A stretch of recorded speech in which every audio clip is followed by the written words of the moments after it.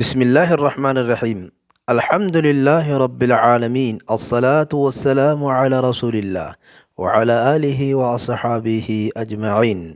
السلام عليكم ورحمة الله وبركاته.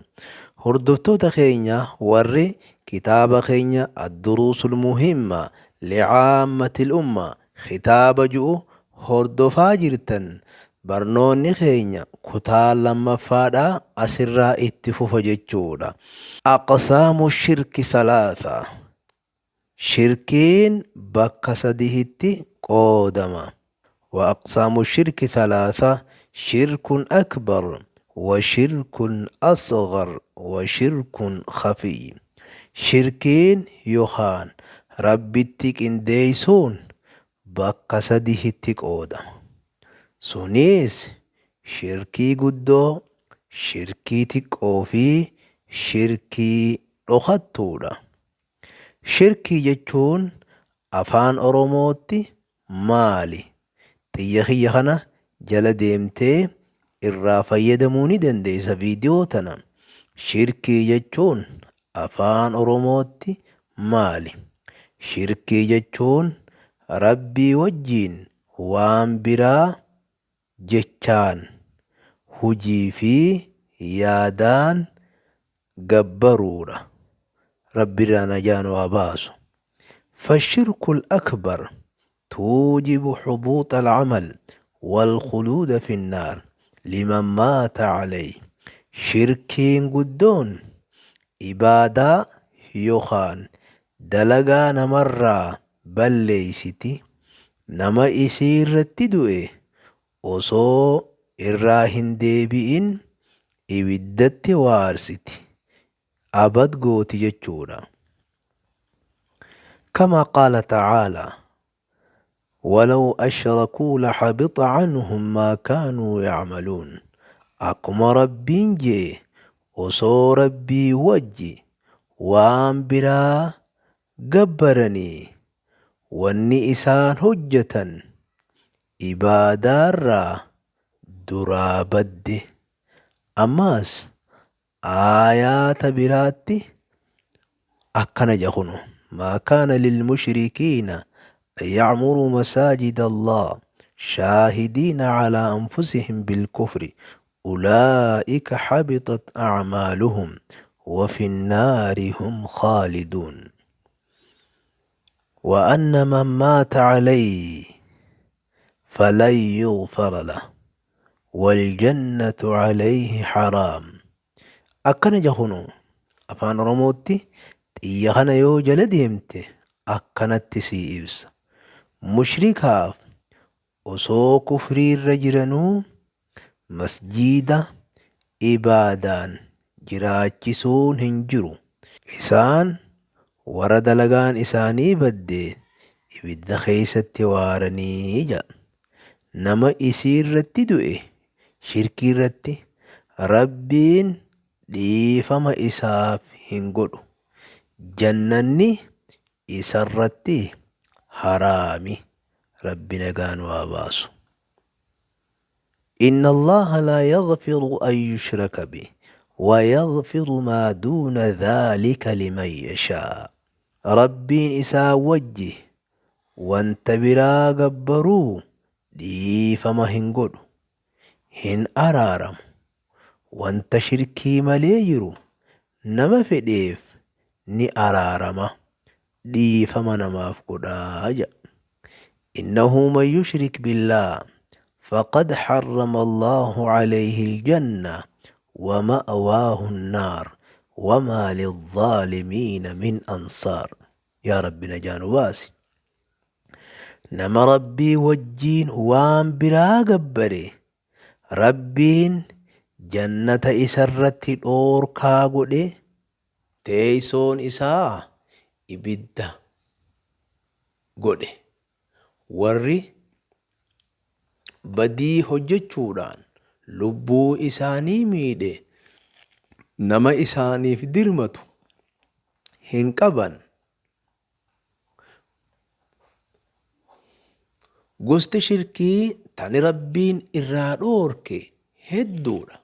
Sanirraa nama du'e taabota yookaan sanama kadhatuu, dirmachuu irraa barbaaduu, qodhaa isaaniif godhuu, isaaniif qaluu fi waan kana fakkaataati. Shirkii irraa xiqqoon inni waan kitaabaa fi hadiisa keessatti shirkiidhaan yaamamuun isaa argame. Haa ta'u malee inni akka shirkii guddootii miti. Inni akka riyaa'aa, agarsiifannaaf waa dalaguu, waan Rabbi malee jiruun kakachuu, waan Rabbii fi abalu fedheetu taha jechuuti. Walitti qabanii waan Rabbii fi abalu fedheetu taha hin ja'an. Wanti jechuun barbaachisu waan Rabbi fedhe eegasii abalu fedhe jechuudha. Ergamaan Rabbii nagayaa fi tolli isarratti haa jiraatu waa'ee shirkii tana yeroo dubbatan akkana jechuun ibsan. أخوف ما أخاف عليكم الشرك الأصغر فسئل عنه فقال الرياء. إر صداتمان وانتين أن إسنرتي صدادو شركي تك آدا جان سن مالي جأمي إراغا فتمي رياء نها أركنيف يوخا نها دغانيف هجتو دا جاني ديبسا. وقوله صلى الله عليه وسلم من حلف بشيء دون الله فقد أشرك. قال صلى الله عليه وسلم لا تقولوا ما شاء الله وشاء فلان ولكن قولوا ما شاء الله ثم شاء فلان. وهذا النوع لا يوجب الردة ولا يوجب الخلود في النار ولكنه ينافي كمال التوحيد. حديث خنا خيستيس إرجما ربي نجايا في تولي إسرت هاجراتو أكيان نمني ربي ملي وان براتين كخته لقمت ربيتي وان براك انديس ربي شريخ قده. حديث خيستي أكنجي وان ربي في عبلو فده هنجينا أمو وان ربي إيغسي عبلو فده جاء. شركين تكان كن ibidda keessatti nama hin waarsisu abad nama hin taasisu jechuu ammoo toohida hi irrisa namarraa toohida ni irrisaa jechuu. Gosti shirkii kan sadaffaadhaa inni shirkii dhokataa jaama. Ragaan dubbii tanaa jecha ergamaa Rabbiiti. Nagayaa fi tolli isarratti haa jiraatu. Waan nabiratti akkaan isinirratti sodaatamaa rakkoo yookaan fitinaa masiihu dajjaalirra isiniif odeeysuu je'een sahabaa isaatiin. Eeyyee nuuf himi ja'aniin. Ergamaan Rabbii nagayaa fi tolli isarratti haa jiraatu shirkii dhokataa jedhe. Namtichi tokko lafaa ka'eeti salaata tolchee salaata nama gara isaa laalaa jiru waan arguuf jecha. Tana kunoo balaan guddoon. Tanaaf jecha yeroo salaata salaannu faaruu namaa barbaaduuf yookaan abalu salaata tolcheeti salaata haanaminaan ju'uuf osoo hin tahin rabbiif salaatuu barbaachisa.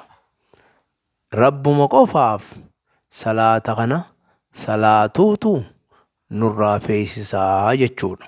Tolegaa shirkiin bakka lama qofatti qooduun ni danda'ama. Shirkii guddoo fi xiqqoo. Shirkiin dhokataan shirkii guddaa fi xiqqaas walitti qabata. Sababaa saniif tan irra guddoo keessatti argama. Akka shirkii munaafiqaati.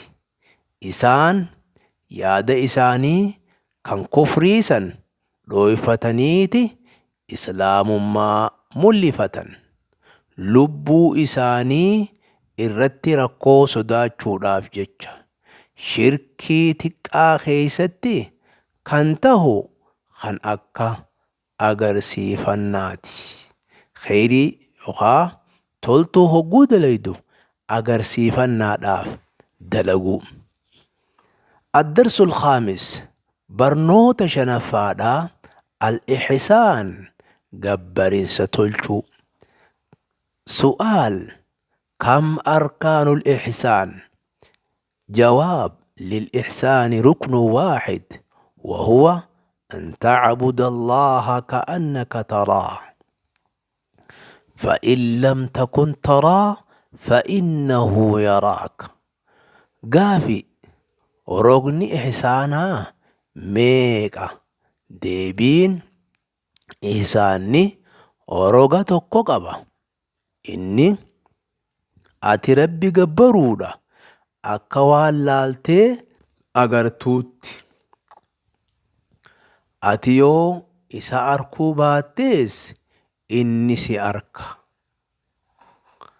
Addarsu saadis barnoota jahaffaa shuruuxu salaa ulaagaalee salaataa. Kam shuruuxu salaa gaafii ulaagaaleen salaataa meeqa? Jawaab shuruuxu salaati tis'a wahiya kal'aati. Deebii ulaagaaleen salaataa sagali akka asii gadii kana. Al-islaam islaama tahuudha. Ulaagaaleen salaataa sharxiin salaataa namni tokko salaata salaatuudhaaf ulaagaalee saglan tana yooniif jiraatti qofa jechuudha.